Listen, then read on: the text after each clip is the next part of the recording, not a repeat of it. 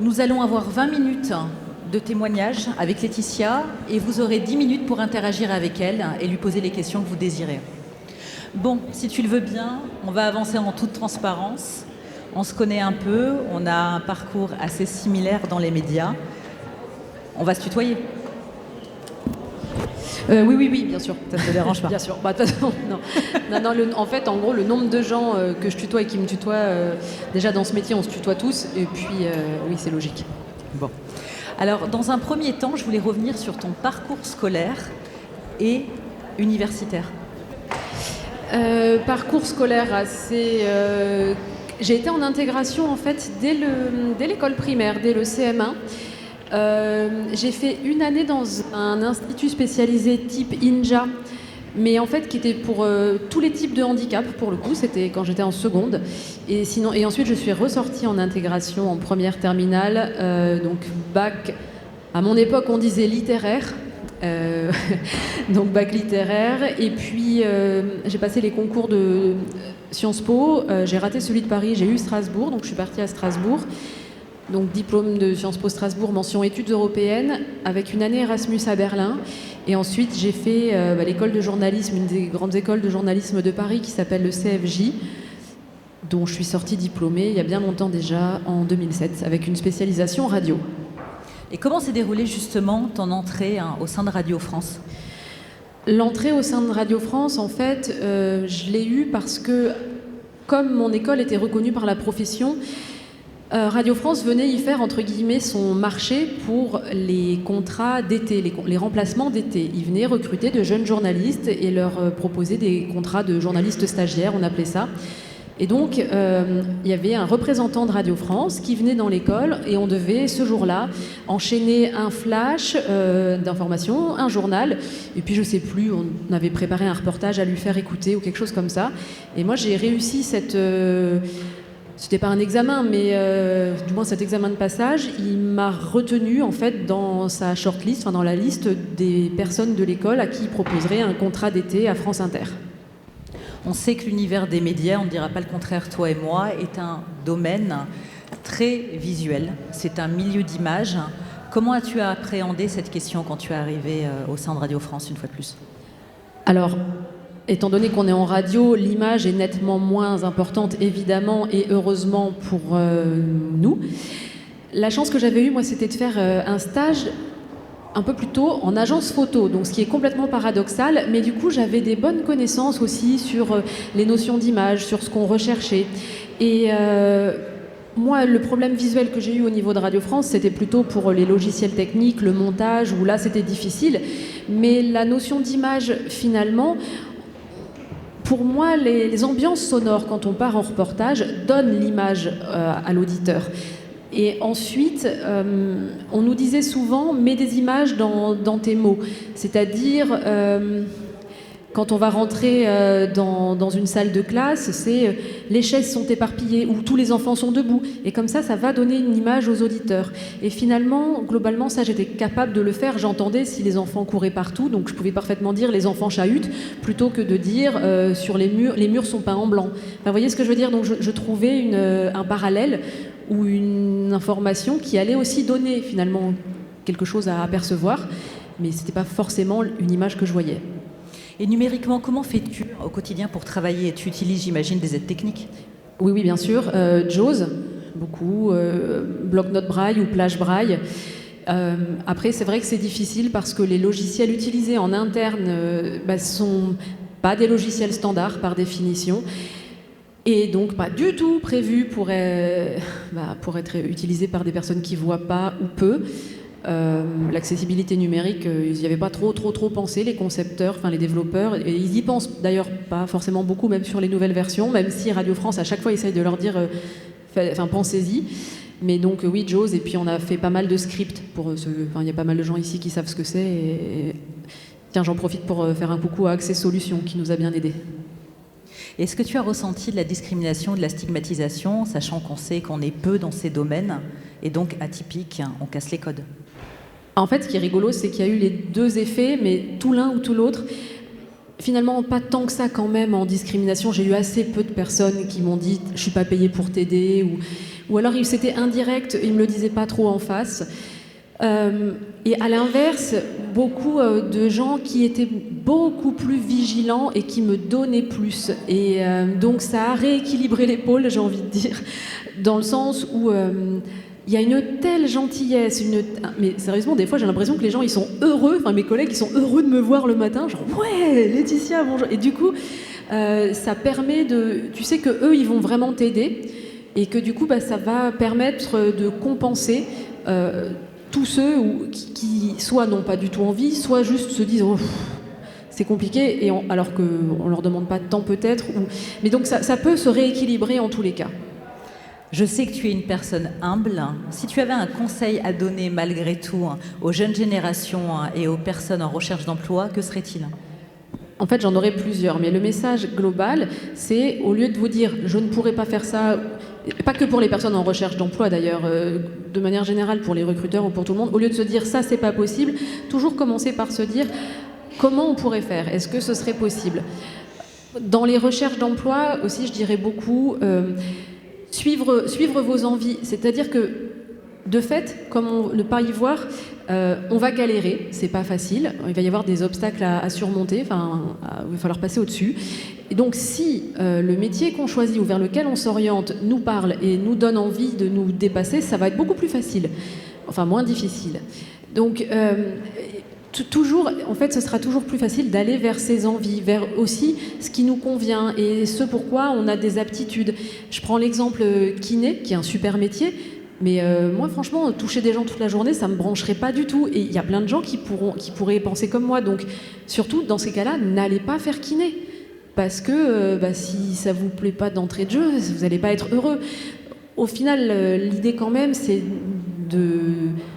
d'aimer son métier et de faire un métier dans lequel on puisse être épanoui, idéalement. Et c'est tout à fait possible avec un handicap visuel. Donc, ce serait vraiment ça. Et puis, en autre conseil... des compétences informatiques, là c'est très terre à terre, mais des compétences qui vont aller vers ce que font les valides. En fait, toujours, par exemple, très important, c'est de se former, et si possible, d'utiliser les formations qui existent déjà, que font les autres, pour vraiment avoir finalement les mêmes acquisitions de compétences, les mêmes notions, qu'on parle tous de la même chose. Ton métier est une passion, une vocation.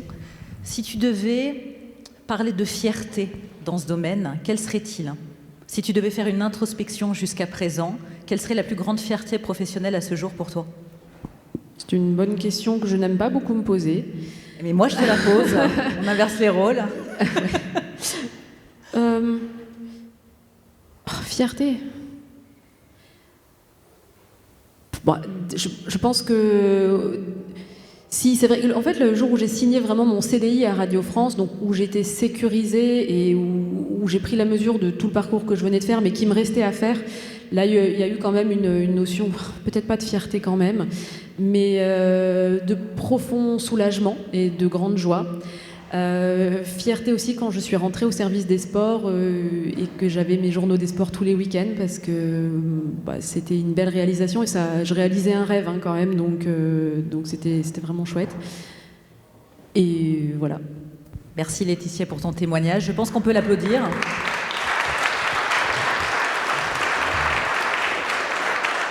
Et désormais, on va vous laisser la parole. Donc, qui a envie de poser une question dans un premier temps à Laetitia ? Vous êtes cavalière ? Oui. Et donc vous pouvez en parler ? Oui. Oui, j'ai fait. Et d'ailleurs, c'est ce qui m'a aussi permis de me familiariser avec le journalisme. Le fait d'avoir une personne aveugle qui fait du saut d'obstacle, ça faisait bien marrer les médias, si on se résume. Et puis le fait, en plus j'étais en intégration, j'avais des bonnes notes à l'école, donc j'ai commencé à voir les médias comme ça. Et donc oui, j'ai fait une carrière en compétition en saut d'obstacle aussi. J'ai des titres de championne de France en e-sport et j'ai pu aussi faire des compétitions valides. J'avais une dérogation pour être guidée sur la piste. Actuellement, je suis en reconversion et c'est peut-être un projet que je souhaiterais mener, de faire de la radio. Je vous avais entendu dans un Happy Talk d'Happy TV. Et vous aviez déjà donné ce conseil de se former. Et par ailleurs, ici, notamment, tout à l'heure, j'ai rencontré Sergio, je ne sais plus son nom, qui dit presque exactement l'inverse, et c'est des choses que j'ai déjà entendues, y aller au culot, se former à la technique, c'est trop complexe, donc ne pas forcément aller vers cet aspect-là. Donc ça fait deux conseils complètement divergents. Quand moi je suis rentrée, par exemple, j'avais un point fort, c'était l'aisance au micro et être capable de présenter un flash info. Mais effectivement, je n'étais pas en capacité techniquement de monter une interview avec le matériel à Radio France, parce qu'en plus, il n'était pas encore équipé, etc.